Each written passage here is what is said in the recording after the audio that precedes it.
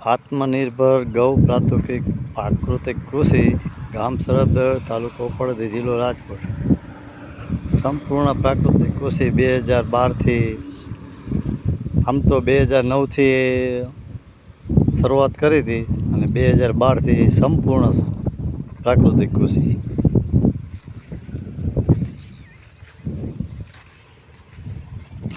આજે આ અમારું નિંદામણ ચાલી રહ્યું જોઈ રહ્યા છે. પ્રાકૃતિક કૃષિ એવું છે કે આત્મનિર્ભર પ્રાકૃતિક કૃષિ એટલે દરેકનું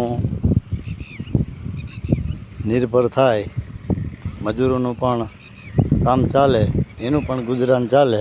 આ પ્રાકૃતિક કૃષિમાં દરેકનું કલ્યાણ થાય. પણ પ્રાકૃતિક કૃષિ એટલે હાવ સહેલી કૃષિ છે એવું નથી, હાવ સરળ છે એવું નહીં. આ તમે જોઈ લ્યો, આ ઘાસ કાઢવામાં ઘણી મહેનત પડે, ઘણા માણસો જોઈએ, મજૂરી ખર્ચે થઈ જાય.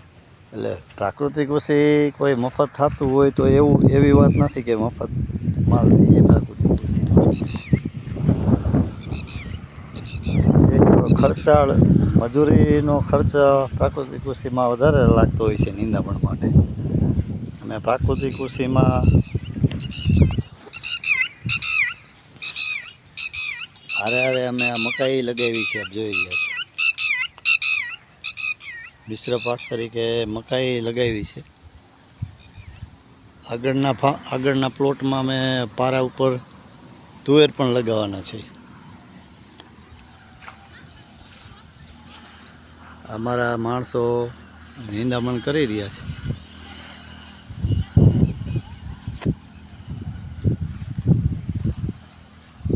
પ્રાકૃતિક કૃષિ એટલે હજારો જીવાત્માનું કલ્યાણ, અને પ્રાકૃતિક કૃષિ એટલે એક મહાયજ્ઞ. મહાયજ્ઞ એટલે કે આમાં દરેક જીવાત્માનું કલ્યાણ થાય પ્રાકૃતિક કૃષિથી. કોઈને હાનિ ન પહોંચે, કોઈને નુકસાન નહીં, બધાને રોજગાર મળી રહે, બધાને ચણ દાણા મળી રહે, મજૂરને પણ મહેનતાણું મળી રહે. અને રાસાયણિક કૃષિ એટલે બે જ લોકો કમાય એમાં, બાકી હજારો જીવાત્માનો વિનાશ થાય.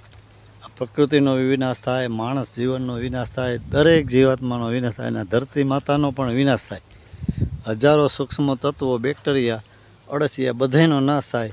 બે લોકોનું કલ્યાણ થાય, એગ્રોવાળાનું, કારખાનાવાળાનું. રાસાયણિક ને પેસ્ટિસાઇડ કૃષિથી આ પ્રકૃતિને બહુ જ નુકસાન થયું છે. અને આ પ્રાકૃતિક કૃષિથી હજારો જીવાત્માનું કલ્યાણ થાય, દરેકને ચણ ને કણ મળી રહે, અને બધાનું જીવન નિરોગીમય રાખે એવી આ પ્રાકૃતિક કૃષિ એટલે મહાયજ્ઞ. જય ગૌ માતા.